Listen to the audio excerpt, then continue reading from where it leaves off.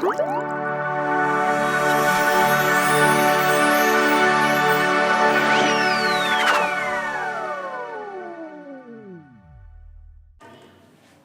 adik-adik semua, selamat hari Minggu, apa kabarnya? Pasti semuanya baik-baik kan? Nah, sekarang kita mau memuji Tuhan, tapi sebelum kita memuji Tuhan, mari kita berdoa terlebih dahulu. Tuhan Yesus, terima kasih Bapa, terima kasih Tuhan, kalau pada pagi hari ini kami mengucap syukur, kalau kami masih bisa beribadah ya Tuhan. Sebentar kami mau beribadah kepadamu Tuhan, kami mau memuji, meninggikan nama-Mu. Tolong berkati kami ya Tuhan, hanya di dalam nama Tuhan Yesus Kristus kami sudah berdoa dan mengucap syukur. Haleluya, amin. Oke, sekarang kita mau memuji Tuhan. Kita mau menyanyikan lagu Dengar Dia Panggil Nama Saya. Yuk adik-adik kita bernyanyi, semangat ya.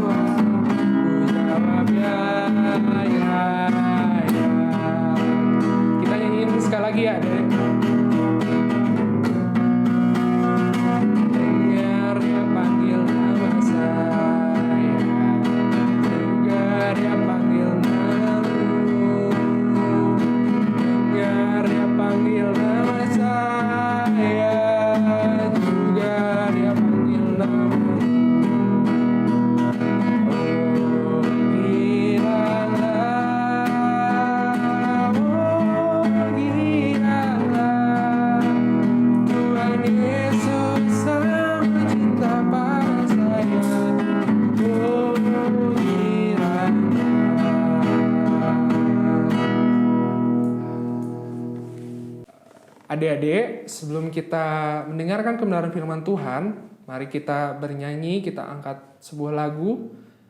Kakak minta supaya adik-adik fokus dan juga siapkan hati adik-adik supaya kita bisa sungguh-sungguh menghadap kepada Tuhan. Yuk adik-adik, mari kita nyanyi sebuah lagu.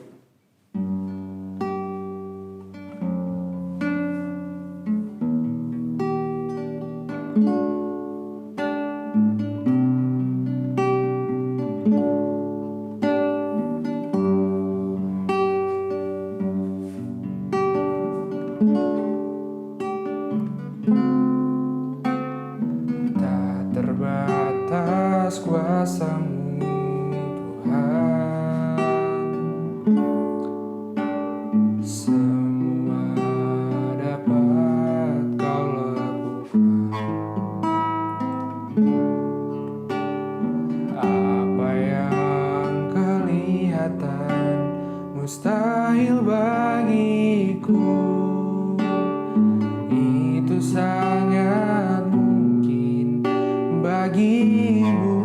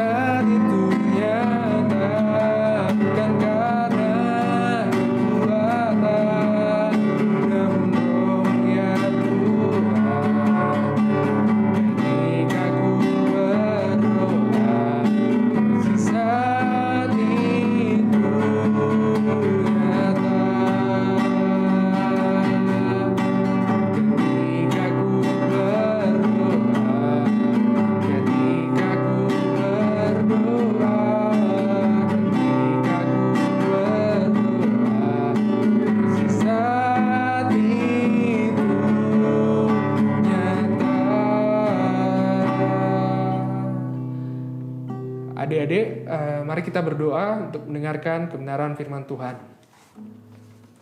Tuhan Yesus yang baik, terima kasih Bapa kalau pada pagi hari ini kami mengucap syukur Tuhan. Kami akan mendengarkan kebenaran firman Tuhan. Biarlah kiranya Tuhan memberkati hamba-Mu yang akan menyampaikan kebenaran firman Tuhan, supaya melalui hambanya juga diberikan hikmat Tuhan, supaya adik-adik di sini bisa mendengarkan dengan baik ya Tuhan, dan juga bisa mendapatkan rema ya Tuhan. Terima kasih Bapa, terpujilah nama-Mu Tuhan, hanya di dalam nama Tuhan Yesus Kristus kami sudah berdoa dan mengucap syukur. Amin. Ya, halo adik-adik, selamat pagi. Bertemu lagi bersama kakak, yaitu Kak Tanti. Hari ini kita akan belajar tentang firman Tuhan mengenai menabur damai, menuai damai. Tapi sebelum kita mulai pembahasan firman Tuhan, alangkah lebih baik kalau kita berdoa terlebih dahulu. Mari kita bersatu di dalam doa. Tuhan Yesus yang sangat baik, terima kasih buat kesempatan pada pagi hari ini kalau kami boleh terus mengejar, menggali mengenai kebenaran firman Tuhan. Ajari kami, berkati kami Tuhan, meskipun secara online, tapi kami percaya bahwa firman Tuhan yang diajarkan kepada kami boleh bermakna dan mendatangkan berkat buat kehidupan kami. Dalam nama Tuhan Yesus kami sudah berdoa dan mengucap syukur. Amin. Nah, kita akan lanjutkan pembahasan, yaitu tentang menabur damai, menuai damai. Apa sih yang dinamakan menabur damai dan menuai damai? Nah, yuk kita belajar yuk. Yang pertama, kita akan bahas tentang firman Tuhan yang terambil dari Yakobus 3 ayat 13 sampai 18. Yang kedua, ayat hafalan terambil dari Yakobus 3 ayat 17. Dan yang ketiga, tujuan dari kita belajar tentang kebenaran firman Tuhan dengan topik yang tadi adalah untuk memahami bahwa Tuhan menghendaki kebenaran yang ditabur dalam damai. Sehingga dengan sukacita kita melakukan kebenaran yang menghasilkan perdamaian di pengalaman hidup sehari-hari. Nah, kita akan baca firman-Nya terlebih dahulu ya adik-adik. Kita akan baca Yakobus 3 ayat 13 sampai 18. Kita baca ayat 13 terlebih dahulu. Siapakah di antara kamu yang bijak dan berbudi? Baiklah, ia dengan cara hidup yang baik menyatakan perbuatannya oleh hikmat yang lahir dari kelemah lembutan. Ayat 14. Jika kamu menaruh perasaan iri hati dan kamu mementingkan diri sendiri, janganlah kamu memegahkan diri dan janganlah berdusta melawan kebenaran. Ayat 15. Itu bukanlah hikmat yang datang dari atas, tetapi dari dunia, dari nafsu manusia, dari setan-setan. Ayat 16, sebab di mana ada iri hati dan mementingkan diri sendiri, di situ ada kekacauan dan segala macam perbuatan jahat. Berikutnya, tetapi hikmat yang dari atas adalah pertama-tama murni, selanjutnya pendamai, peramah, penurut, penuh belas kasihan, dan buah-buah yang baik, tidak memihak dan tidak munafik. Ayat 18, dan buah yang terdiri dari kebenaran ditaburkan dalam damai untuk mereka yang mengadakan damai. Ayat hafalan terambil dari Yakobus 3 ayat 17. Tetapi hikmat yang dari atas adalah pertama-tama murni, selanjutnya pendamai, peramah, penurut, penuh belas kasihan, dan buah-buah yang baik, tidak memihak dan tidak munafik. Nah, kita akan belajar dari surat Yakobus ya adik-adik. Yang pertama, surat Yakobus itu berisi berbagai nasihat dan petunjuk bagaimana umat Allah harus hidup dan memperlakukan sesama. Adapun petunjuk yang ditekankan dalam periode ini berkaitan dengan hikmat. Nah, kita akan belajar tentang hikmat. Apa sih yang dimaksud dengan hikmat? Nah, kata hikmat berasal dari bahasa Yunani, yaitu Sophia. Apa arti Sophia? Nah, Sophia itu artinya suatu pengetahuan dan tindakan yang dibutuhkan guna mencapai kehidupan yang saleh. Maaf ada salah ketik sedikit ya. Nah, inilah yang menjadi ciri khas penulisan surat Yakobus, yakni menekankan kualitas iman yang disertai dengan tindakan. Singkatnya, iman berarti bertindak. Nah, kita pernah dengar ya adik-adik, iman tanpa perbuatan adalah iman yang mati. Maka dari itulah sikap iman yang hidup ditunjukkan dengan mengikuti hikmat yang dari atas, bukan hikmat yang berasal dari dunia. Adapun perbedaan yang mendasar dari kedua hikmat di atas yang kita sebutkan tadi ya, ada hikmat dari Allah dan ada hikmat dari manusia. Sumbernya berbeda dan menghasilkan tindakan yang berbeda. Nah, ini terlihat dari hikmat yang lahir atas kelemah lembutan, berbeda dengan hikmat yang berasal dari dunia. Lahir dari atas rasa iri hati yang mana menimbulkan perbuatan-perbuatan yang jahat. Nah, gitu ya bedanya. Nah, dari sini kita bisa menerima sebuah gambaran bahwa hikmat yang dari atas mula-mula bersifat murni, tidak bercampur, dan hal-hal yang merendahkan bahkan mencemari kekudusan. Nah, melalui sifat yang murni inilah kemudian berlanjut pada karakter pembawa damai. Sama seperti gereja kita ya, gereja Mennonite. Nah, kita adalah agen-agen pembawa damai. Selanjutnya, damai yang mengikuti kemurnian dihayati dengan corak hidup umat yang senantiasa bergerak untuk menciptakan suasana damai. Sehingga hikmat itu diperlukan dan berasal dari hikmat Tuhan ya. Hikmat yang kita perlukan berasalnya dari Tuhan, bukan yang berasal dari dunia ini. Dengan demikian melalui kasih karunia Allah, memampukan umatnya untuk terus menaburkan buah-buah kebenaran dalam damai. Next, selanjutnya. Nah, kita lihat gambar yang pertama. Adik-adik tahu gambar benih apa yang ditunjukkan pada gambar tersebut? Yang muncul gambar benih apa ya? Betul, gambar benih padi. Nah, adik-adik bisa lihat petani yang sedang menabur benih di sawah. Nah, dia taburkan benih-benihnya di tanah yang sudah dia olah gitu ya. Ada yang digemburkan. Nah, petaninya siap menaburkan benih-benih di tanah yang sudah baik. Ya, sudah diolah sedemikian mungkin. Selanjutnya, siapa yang pernah melihat petani yang menabur benih di sawah?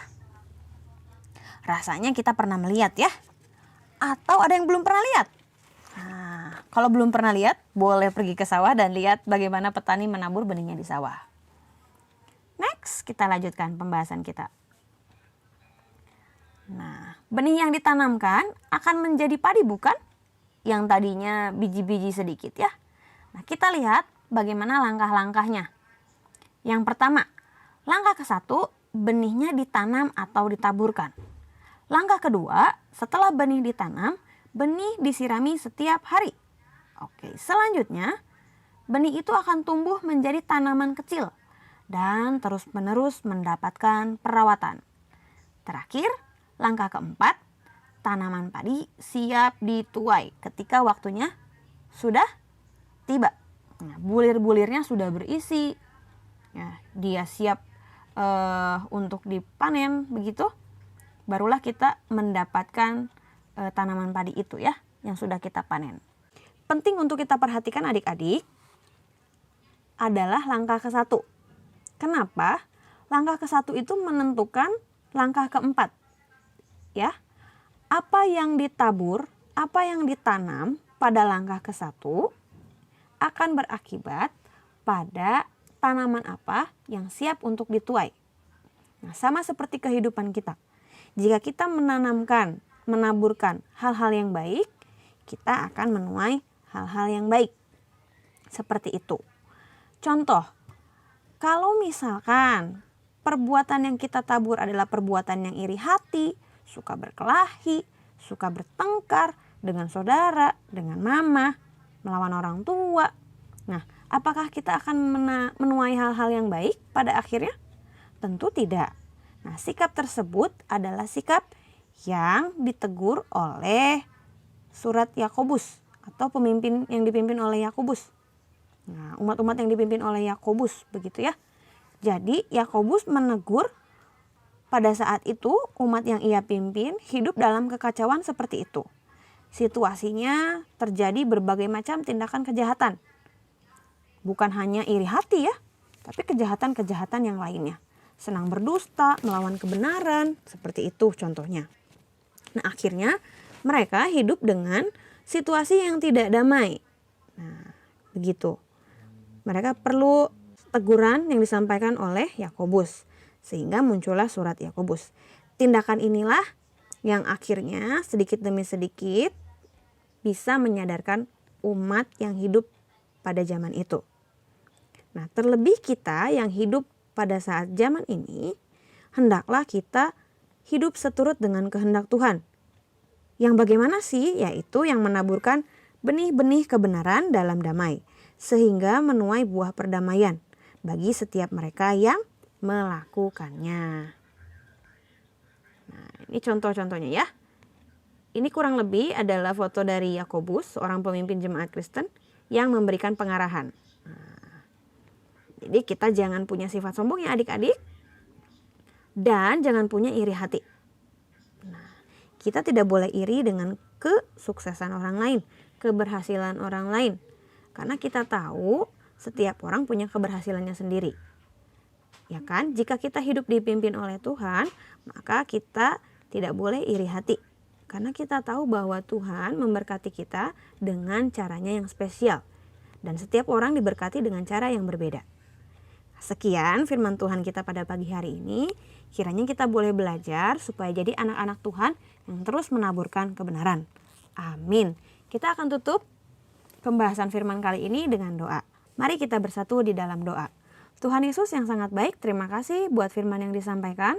Meskipun singkat, tapi kami percaya bahwa Tuhan boleh mengajari kami supaya kami boleh menjadi anak-anak yang menaburkan banyak kedamaian, yang menaburkan banyak nilai-nilai kebenaran dalam kehidupan kami. Terima kasih kalau kami punya kesempatan sebagai anak Tuhan, ajar kami untuk terus-menerus dibentuk oleh Tuhan supaya kami boleh punya hikmat yang daripada Tuhan, terus memimpin kehidupan kami. Berkati Tuhan setiap kami anak-anak-Mu di tempat ini, meskipun kami berjauhan dan tidak dapat bersekolah minggu bersama, tapi kami percaya tangan Tuhan terus menyertai dan memberkati. Dalam nama Tuhan Yesus kami sudah berdoa dan mengucap syukur. Amin.